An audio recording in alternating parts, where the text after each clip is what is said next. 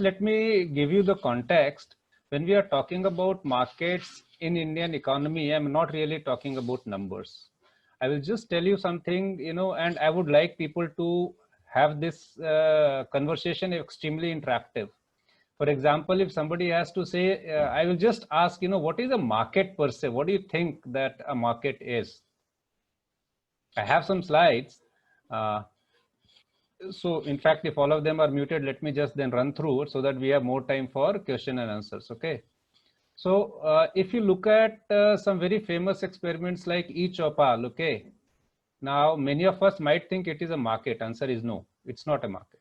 It's a buyer-led buying mechanism, because there is just one buyer. You don't have choices there in terms of 2, 3, 4, 5 buyers. ITC will not allow Unilevers to possibly buy through their channel. So general understanding of markets is it's a place where two parties can gather to facilitate the exchange of goods and services. The parties involved are usually buyers and sellers. Okay, the market may be physical, like a retail outlet where people meet face to face, or virtual, like an online market where there is no direct physical contact between buyers and sellers. If you go into really further detail, markets can be varied. At one end you have securities markets, which are financial exchanges. At the other end you have roadside markets, or hearts, as you know, which are trinkets. Again, there are multiple buyers, multiple sellers. People can come, buy and sell. They have choices. And these are shallow markets. Most of these physical markets are extremely shallow. Shallow in the sense they are just two participants, a buyer and a seller. Transactions are mostly in cash. But if you say what securities market is, it's a multiple buyer, multiple seller market. It's really real-time, online, transparent. I will talk about it. But look from the participant perspective, it's extremely deep market. It has not only buyers and sellers, but it has hedgers, it has arbitrageurs, it has speculators who inject liquidity. So when you look at markets now, let's contrast it with something called, a real estate market. It's an absolutely online kind of a marketplace, or a physical marketplace dealt through agents. Your logistics market, we all want trucks. Many of us who may have shifted homes, because that's something that we would have experienced either as a kid with the family or moving our own families from one location to another. You simply call up someone and then try to find out. That's also a market. So in today's world, you have catalog-based markets like Amazon, Flipkart, and a host of others have come. Then you have virtual, catalogs itself, your yellow pages like Just Dial, Parties, India Mart. And then you have people something in between, where, you can have exchange phone calls and still do that. So there are a lot of pieces. Not all of them are markets. Now, these are some of the market characteristics that we talk about. So market is an honest intermediary. If you really ask me what a market, the honest intermediary, because it's rule based. Anyone who wants to come and trade, he or she knows the rules of the market, and one can start participating in the market as a market participants within those rules and regulations. So you have size, entry and exit barriers, information asymmetry, fragmentation. These are all various kind of factors which you would possibly read in various forums.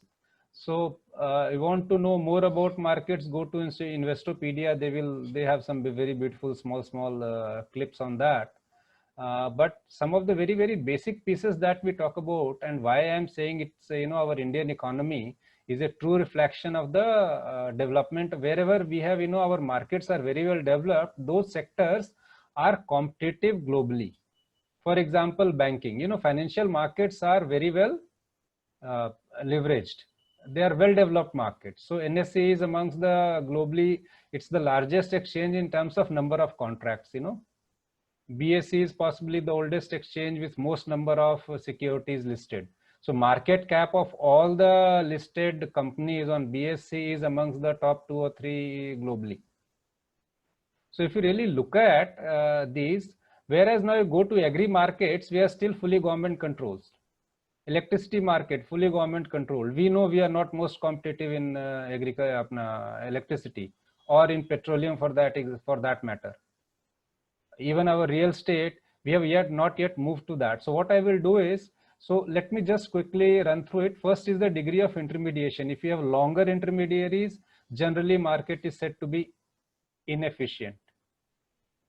The least number of intermediaries would essentially mean a very, very successful and a more efficient market. Entry and exit barriers in efficient markets are low, so to say. Market intermediaries may require, so something like very deep and a large security market like exchanges, which are financial exchanges, their entry barriers as a client is low, but you want to be an intermediary, it may be high. But generally, if you want to participate in any of the securities market, be it buying, selling of debts or bonds or equities or commodities, then it's very, very simple. You simply become a member, you just fill up a form with one of the broking clients, one of their members, and there you go. Markets thrive on information asymmetry. At times, people make money in the prices between two exchanges. Then there is a degree of fragmentation. If you look at agri markets, it's highly fragmented. At one end, as we live in this corona world, we see that at one end I am seeing that if you want to buy any green vegetable today in Mumbai, I live not in Mumbai but in Kharghar, which is, I would say, a suburb of Mumbai, closer to Panvel than mainland Mumbai. Now there you see the prices are not less than 80 rupees a kg. Now go to Nasik, which is just 180 kilometers away. The prices that farmers are getting is a small amount. It's not even 20 bucks a kg. So what does this all say about it? Because somewhere there is a 60 rupees intermediation in just 180 to 200 kilometers. And it's not purely demand and supply. It's also about markets. There is no way you can find out what is the today's stock situation of onion, for example, if you have to look at it as a single example. And what is the dispatch status? What are the arrival status in our markets? Not known.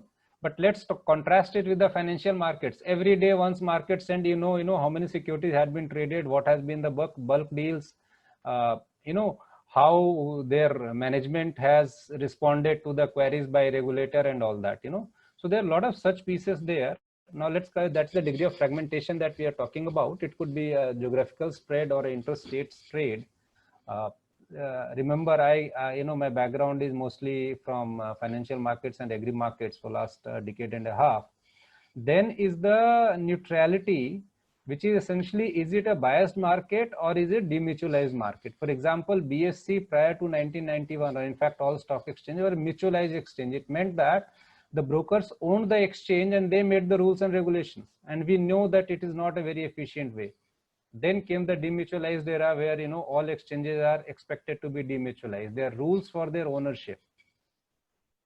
Then is the polarization, which is oligopolistic or a monopolistic competitive markets.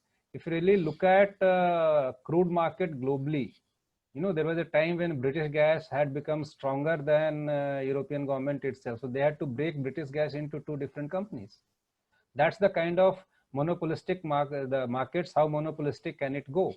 Today we live in oligopolistic market in most such instances. So if you look at crude or petroleum, you still have Reliance at the top and the second SR is kind of far away. Then you have a host of others, HP, even PSUs. They're not, this is an oligopolistic market, there are not too many players.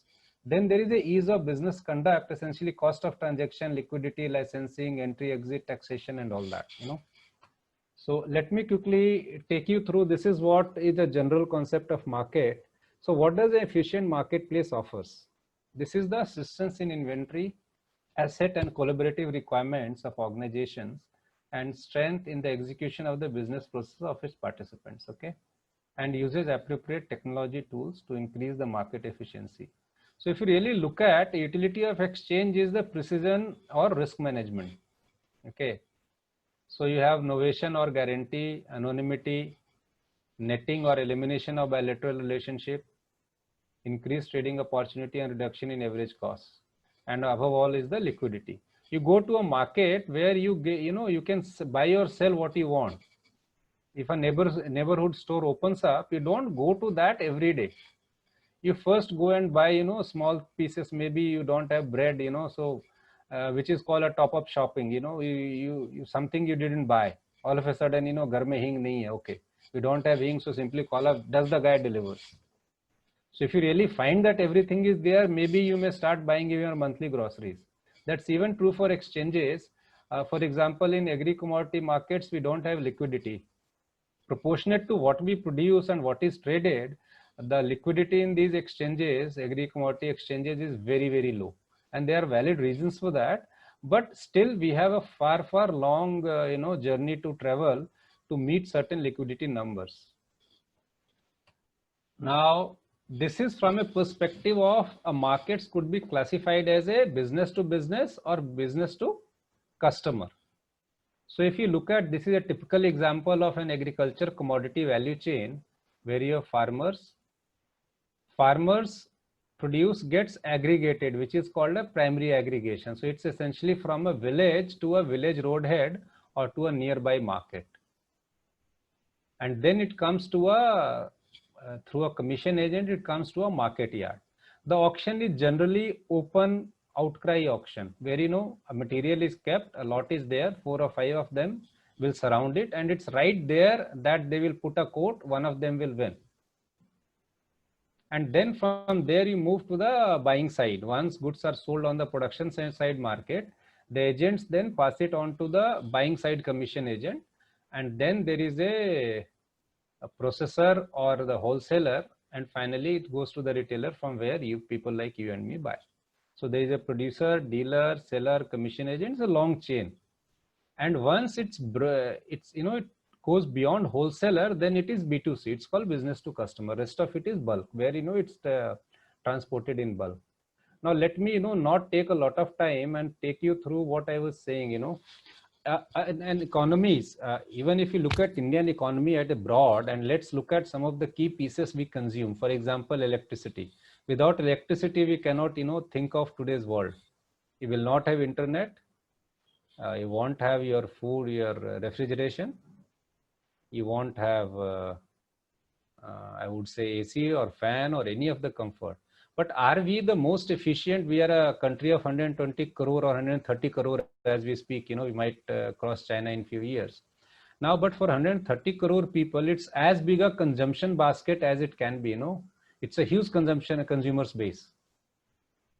But our prices are much higher than many other countries. Most other countries which have manufacturing, for example, China or US or Europe, our cost of electricity is still higher. What it means for the manufacturing sector is that our cost of production will become less competitive. Why it is so? So let me just take you, I have that here, energy. So if you look at our electricity trading, we have a Central Electricity Regulation Committee. That's, I think, the full form of CERC, which is the main regulator for energy trading. And then we have, state units. Every state has a DISCOM. Now, it's mostly government control. It's not a free market. E-auctions is what it has just started, permit trading for Power Exchange of India and Indian Energy Exchange. The latter hold almost a monopoly on the Indian Energy Exchange market, and Power Exchange is just coming up right now. But if you look at, our electricity, we are less competitive, and a lot of it can be actually traced back to the status of markets in our economy. Markets are not free. These are controlled by the government. So if you look at stages of market development and how an economy is, whether an economy is doing good or bad on those, then simply look at what is the status of markets. And you can very easily understand what is the status of economy. For example, before 1991, it was said that, we had a license Raj. It means almost everything was controlled by the government. Then under pressure and under compulsion, but whatever be the reason, the government at that point in time decided to liberalize the economy. What it meant was we allowed more free flow of goods from across the globe into India and going out from India. So that made it a freer economy. We are still not a free economy. So it's extremely important to understand relationship between the markets and how critical they could be. So let's look at these financial markets, which we know as exchanges. The key is price discovery. And I'm talking about, so financial markets essentially have three components: exchanges, e-auctions, and e-trading. So e-trading is essentially, you and I want to buy a mutual fund, we want to buy a bond, you can buy it online through various brokers and all. That's essentially e-trading there. E-auction in a way would be part of e-trading, but I have just separated it out because most of the bonds, the way they are bought and sold, the debt market itself is mainly done through e-auctions, whereas exchanges are there for other securities. Delivery is incidental. In most of such price discovery, in most of the exchanges, the key point is at what prices are they discovered, especially in the commodity derivatives, which are agriculture or equities or debt. There are no debt forwards, but equity forwards are definitely there. So if you look at, there are exchanges which are NSE, BSE, MCX, NCDX are the four major exchanges. The latter two are into commodities, MCX into non-agri and NCDX into agri, whereas BSE and NSE are mainly into equities. Other than currency, and some cash market, NSE almost holds a monopoly right now. SEBI is the regulating entity. Now, these words you must remember, as students, when you're looking at regulated, transparent, online, real-time, auditable, verifiable markets. So these are some of the key traits of an advanced market. Market is well regulated. It means it has a regulator which is different than the operator itself. So when we say mutualized exchanges prior to 1991 or 92 era, where exchanges were owned by brokers, so brokers themselves are buyers, sellers, they are the intermediaries and they set the rules. So a demutualized, I have missed that word, but you should add that, demutualized. So it's very well regulated. A regulator was set up in Security and Exchange Board of India, which then allowed, setup of various electronic exchanges, NSE being the first one of the block. And over a period of next decade, all the local exchanges were shut down. Not because SEBI wanted to force them, but generally they did not have any major business. They failed most of these tests. If you say, were they transparent, were they online, real-time, auditable, verifiable trades, were they or no? And that's how eventually you have very, very limited set of people. Now, if you look at in terms of instruments, there is a cash market where you can buy and get delivery, immediate delivery. So these are called cash or spot markets.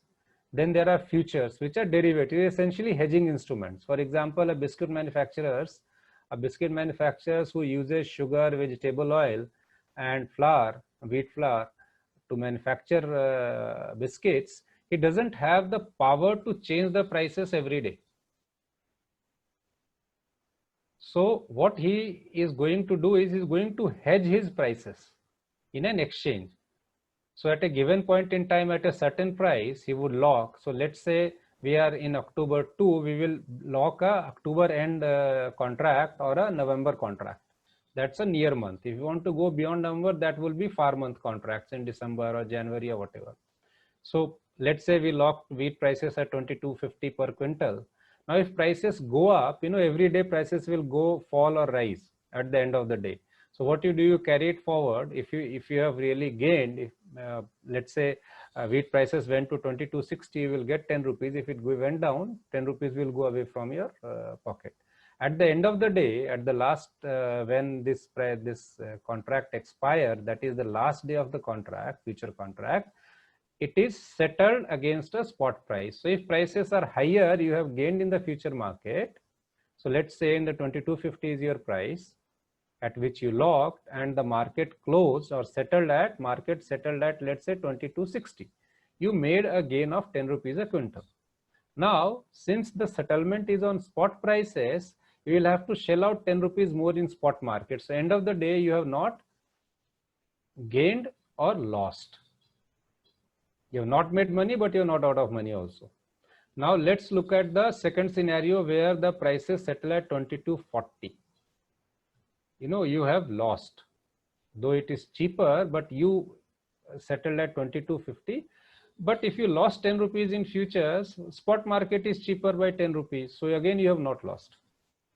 So that is a hedging instrument. Somehow, people have started doing speculation and key purpose has been lost.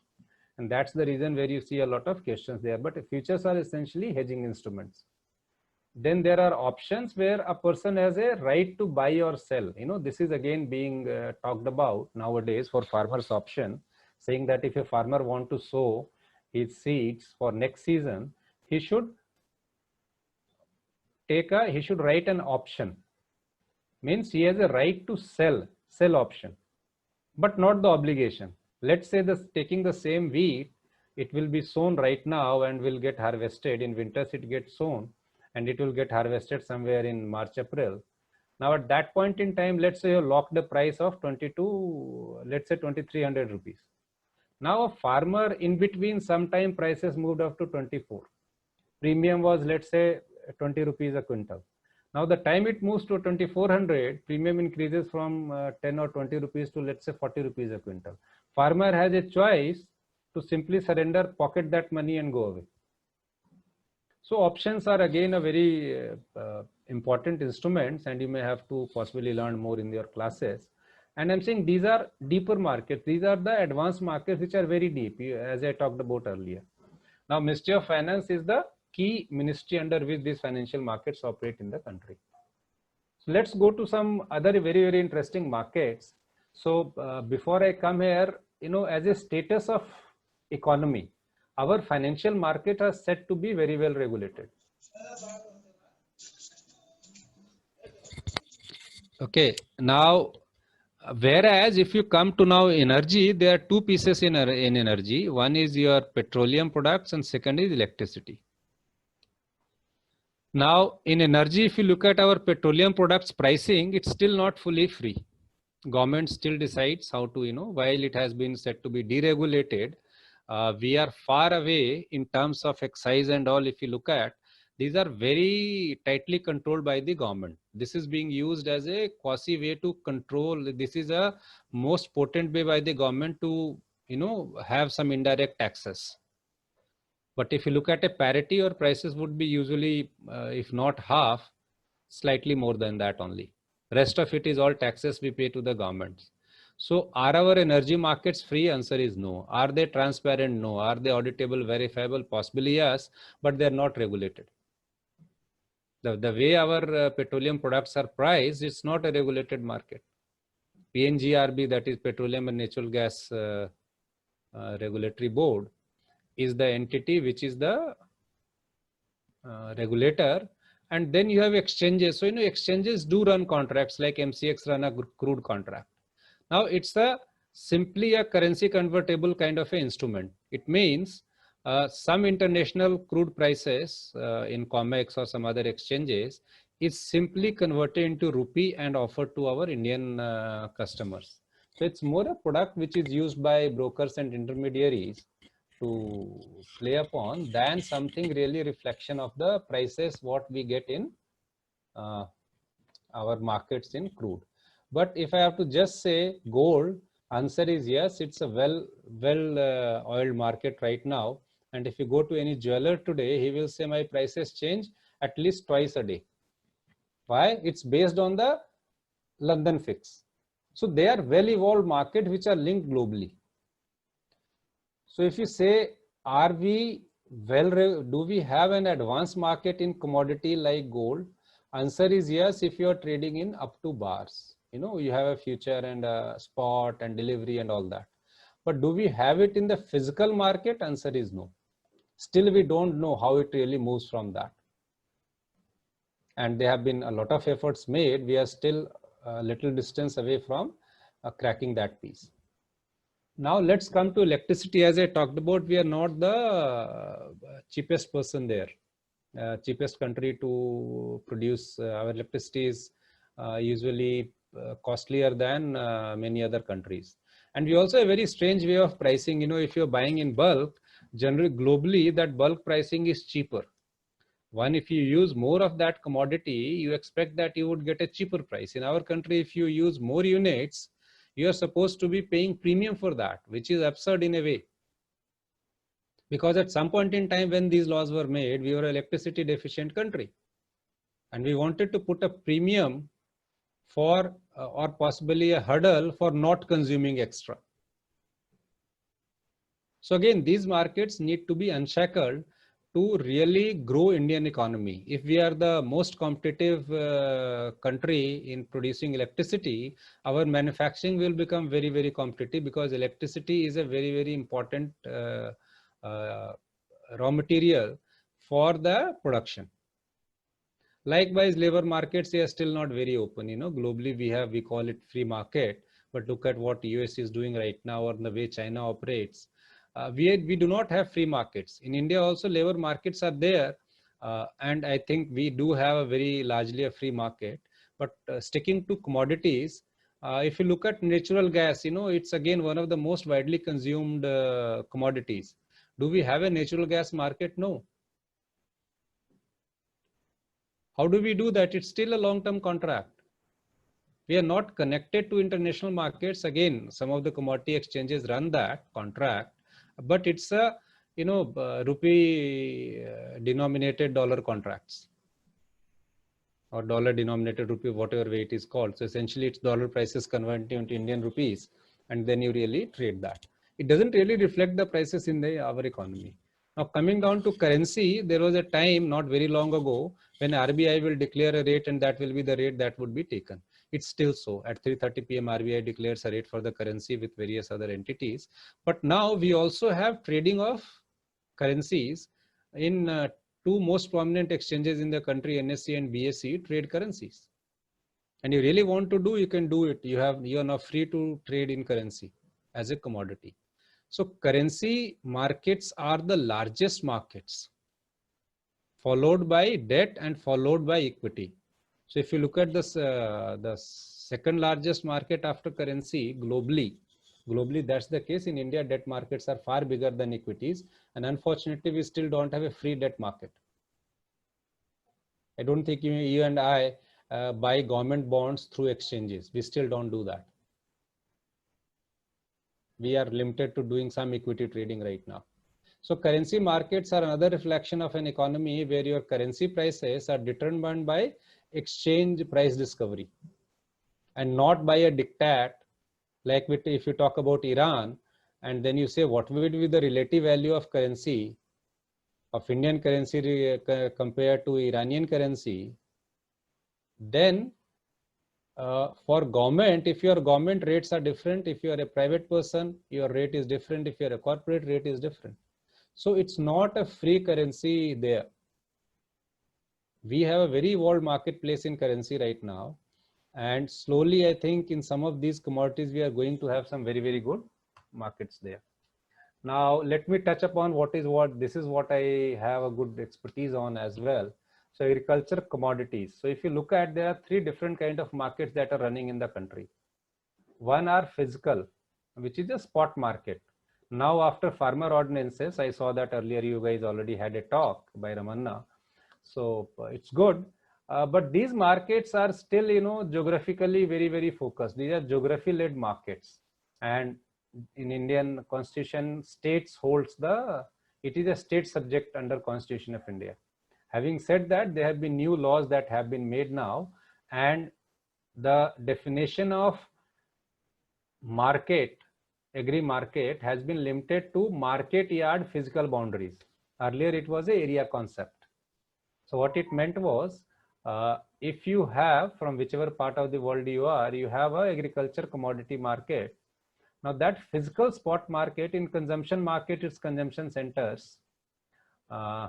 But in production centers also there are these markets available. They're characterized by a physically demarcated boundary with an entry gate, exit gate, an admin building, and canteen facilities, and some banking facility thrown in. That's all that we have today in the name of a market today. You have cement platforms where you can come and put your produce. And some consumption markets are evolved. For example, Azadpur market does have a full ecosystem around, including cold storages, CS storages, and all that. Mumbai Vashi market does have some of it. Bangalore Yeshwantpur market does have some of it, but still not a very, very evolved one. So these are physical markets, completely demarcated by boundaries, and they have their own rules and regulations, their own laws and bylaws under which they operate.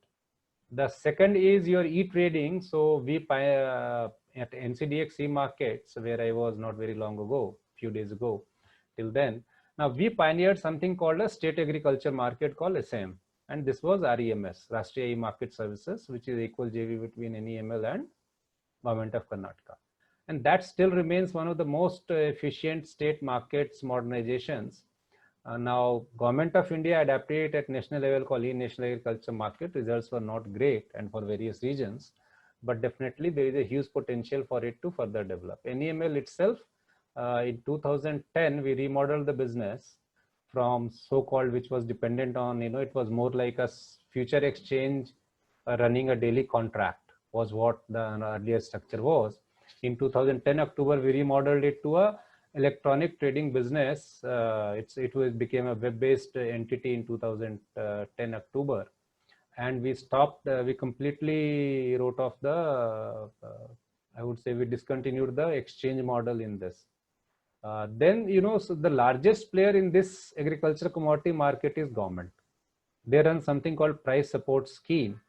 It's a scheme. There is no law backing it, but it's a scheme that government runs to support farmers. So this is what is your MSP prices are all about, where government commits through CACP declared prices every year that there is a remunerative price for crops.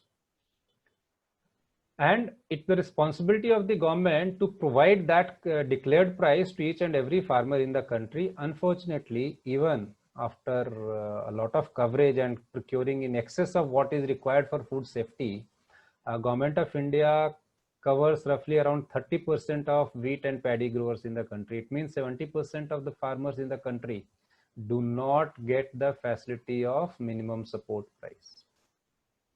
Now on pulses and oilseeds, which is done by NAFED, the average coverage is around 7 to 15%. The best we ever had was 18% some couple of years ago.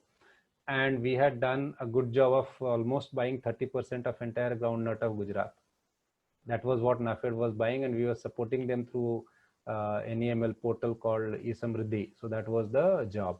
But government remains the largest player in the segment. And again, that kind of makes a very different statement where government still has the control for moving the prices.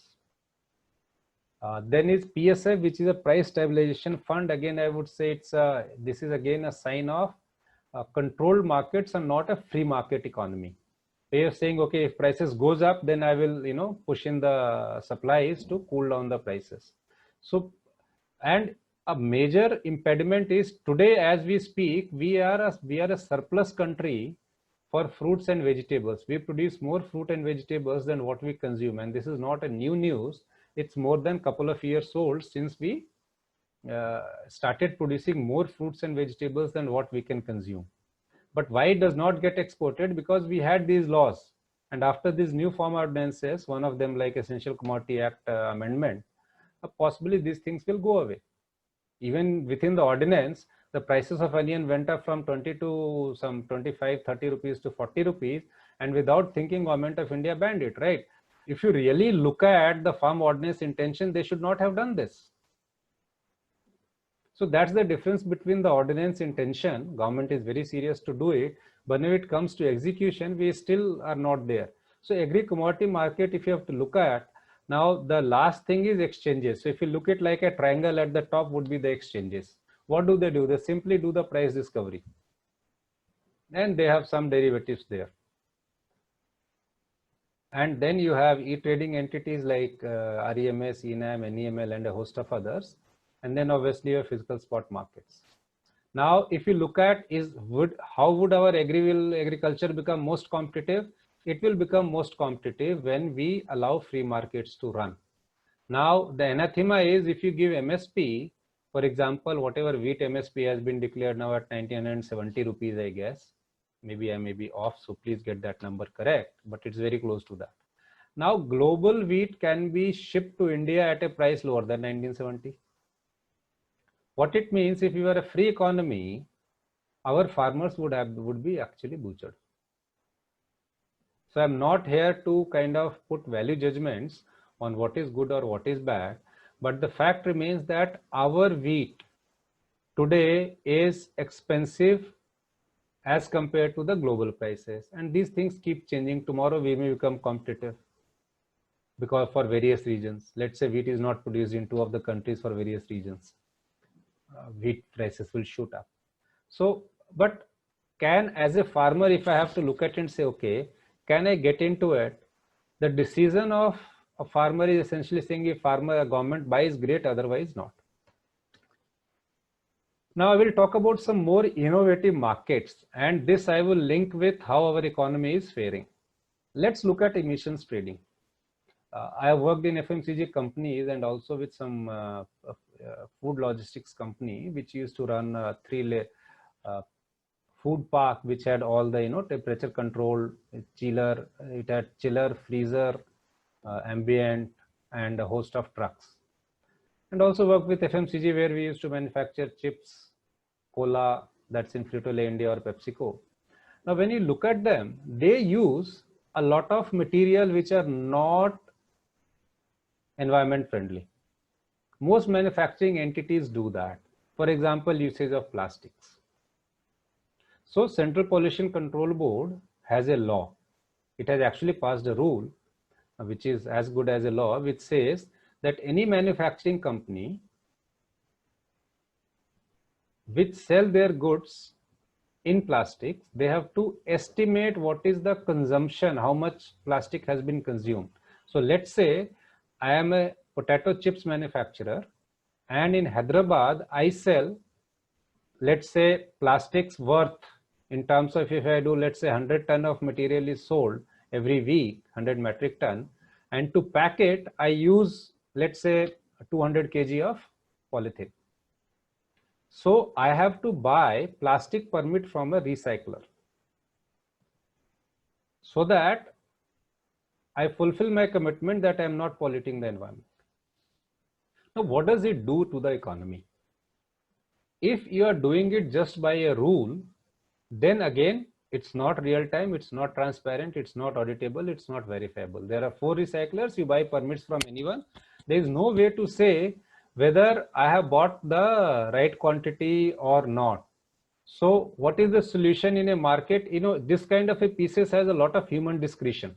So somebody will go and check, and it's again his word and your word. The guy being a regulator, always his word is better, holds higher than your own. So what happens in the whole process? We make it inefficient. There is no incentive for someone to become efficient, because that gentleman will come and in a way it will ask for their pound of flesh. It's all a well-known red tape that we have. So if you want to run a manufacturing and you want to have a FPO grading and all, TAPA of FSSAI and all, you see the kind of regulations they have and how inefficient they are right now. They need, it's a good regulation. It's a very, very well done stuff by the government, highly appreciable. But they have to travel a long journey where they can actually make food manufacturing very, very safe and competitive. So what is the solution? Solution is a plastic permit trading system, where all the users come on one side and all the recyclers are on the other side. Government gets a auditable, verifiable marketplace. Now there is no incentive, there is no place for an inspector going and running around. They may still be, but you don't need people physically verify. Similarly, there is emissions. Who are the people who are most affected by emissions? In Delhi, you might have seen that particulate matter, our pollution is so much higher. You have alternate day of running cars for private cars. So those are what we try to do to cut on the emission particulate matter. Suspended particulate matter is what is called. But in NEML, Gujarat government did an experiment and it succeeded in that. What it did was it said, look, nobody has to go and visit factories and give you a certificate, that you yourself self-declare saying you are following all the pollution control board norms. We know what is the make of your machine and which age you are. So solution lied not in increasing the inspectors or physical manpower of government regulatory entities to go and check each and every plant, because that is one, costly. Second, it brings in the human element, which uses a lot of discretion, and many times it may not be it may actually make it very, very inefficient. So we launched something called emission permit trading system. It's a global first. When I was with NEML, that is what we did. And it had, Yale, it had Harvard, it had MIT. all Boston-based entities, and then you had Chicago Pollution Control Board. They were all people behind design, but we were the one who could create a marketplace. So it reduced pollution by 28%. That's emission permit trading. It does away with your red tape. Today, most countries are trying to emulate it. 3 more states are coming, and eventually, what happens if I am running an inefficient plant, whose suspended particulate emission or carbon trading emission, carbon emissions are higher than norm? So I will have to buy permits, which will be so costly that either I revamp my market, my machines, or I simply go out of business. And it's called caps and trade. It means, let's say the city has a maximum limit of 500. I'm just taking a theoretical example. Now, today the cluster of industries emits emission which is 1000. So obviously there are someone who are producing more emissions than what can be used. Now, when you put a market system there, then what happens? There is a permit trading which gets traded on a free basis. There is a base price that is set by Pollution Control Board, and eventually it has to come down from 1000 to 900 to 800 to 700. And if it is 500 or below, then we would have achieved the market. But cannot go beyond 1000 anymore. So there is no industry can now make it 1050. So that's another way of really making markets very efficient. We all know about real estate markets. We don't even know at what rate these are sold. There is a tender. Most entities, most municipalities follow this tender process. It's extremely difficult to acquire land. So what has been done now in Karnataka is there's something called development rights. Let's say I have a land of 10 acres from where a highway has to now pass, a 8-lane highway. So in a normal scenario, government will give a physical receipt saying that, okay, this is your development right certificate. What you do is, I will give it to you some 50 kilometers away, you go and this is your land. You get 15. This is the value and accordingly you can get, or government has to compensate. And this is a very difficult process of compensation. Even after giving 2 or 3 times or 5 times or 10 times the price, it's difficult for governments to acquire land. And again, land being the only resource which does not increase, it actually keeps decreasing over a period of time for various usages. So there is a marketplace for transfer of development rights. Again, there is a repository which is available of all the land records. Anytime governments want it, you can simply pick and then it's traded on the exchange. So that's another very innovative way of using it. Similarly, if you look at real estate, there are catalog based markets like, various markets which kind of vend the prices and all. It's still not a very efficient way because supply is limited and buyers, simply have to choose from whatever is available. But again, solution lie in developing these markets. So if we have a very developed market, which is auditable, which means you can check the audit trail and verifiable, you will see economy galloping. Our banking system has started becoming more efficient. When banks could not deliver, we did NBFC, non-banking financial company. Then RBI did something very unthinkable. They said, okay, I will make payments bank because my payments are extremely uncompetitive. The cost of remitting money for a poor person from a city to his rural hinterland is very costly. Other than the Department of Post, there is some money exchanger from UAE, but again, that's costly. So now you have a solution from NPCI called UPI, your IMPS, NEFT, RTGS and all. So it's all electronic. Now you have developed a marketplace slowly where people have started competing. Now it was earlier Paytm, now almost everyone. Now possibly SBI will come up with a competing system also. They are saying, look, why it should be only NPCI, National Payment Controls Board of India, whatever that is. We will also do it. Fine, they can do it. So that's where, markets thrives on competition and better service. Now, if you really want to gauge status of economy of any country across the globe, including India, simply look at what stage that sectoral markets are. Sector, when I'm saying agriculture is a sector, manufacturing is a sector, education is a sector. Do we have a mechanism where you can very easily apply for and get a license to, let's say, establish a school? Answer is no. It's still a big red tape. You want to establish a college? No, you can't do it so easily. You want to establish a hospital? Again, not the case. So we need to develop markets. in order to grow Indian economy, we need to further, evolve our marketplaces. So farm ordinances in agriculture is one. This government is doing a yeoman's job, and a lot of work is being done all over the country in almost all the sectors. The recent labor reforms, which was done, is another example. To say that we don't even have an identity proof for our own citizens to say who are our citizens in the country and who are not, is again a statement that in itself is, we don't know whether this is good or bad, but definitely if you don't know who you are and is how to identify who are residents of the country and who are non-residents of the country, again these are pieces which have been made today easier by electronic and development of the IT. So I won't really take a lot more time. This is all that I had today. So this is what I have said right now. In most countries, if there is a free market, those economies have actually prospered. So there is a thing called, free market economies. Then there are emerging market economies. India is still an emerging market economy, and then there are government. So even underdeveloped nations. So most of the African countries, if we look at, there are no markets. There is a family or a set of people who own it. So I would just say this, that, if you want to achieve the true potential, unleash the power of markets. It's a forgotten art. We had some very, very innovative marketplaces in past. And one of the reasons why we were the king in the trade, or golden parrot as we were called before invasion of Britishers or even Mughals for that matter. One of the key reasons were we knew the art of markets in those days. And our sea trade was flourishing. We were the gold standard in trading, not the other way around. Today, it's the emerged economies like even US and Europe and all. And they're all characterized by free markets. Labor market is free. You can come and go. There are rules and regulations open for everyone.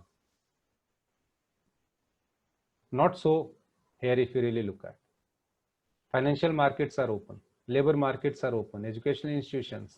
So, this is the status of economy is actually gauged by the status of markets in that country. And today we have to travel a lot more distance. Farm ordinances are just a legislative piece today. Now to have its impact, as I talk, till 27th of September, there were no fall in any agriculture produced APMC markets in Karnataka. In fact, it increased. What it showed was that even if you execute the trade, the current farm ordinances, the barrier to bring together a set of buying agents and a physical infrastructure is quite high. So possibly in the short term, which I'm saying a year to two, a season to two from now, we may not see a major impact, because that will be the time in which people have almost all the corporate I know of, they are now seriously looking at setting up infrastructures to ease the economy. So whether we can do that or not will depend on how, how fast we liberalize our markets and allow free markets to play. That's all. I will stop here.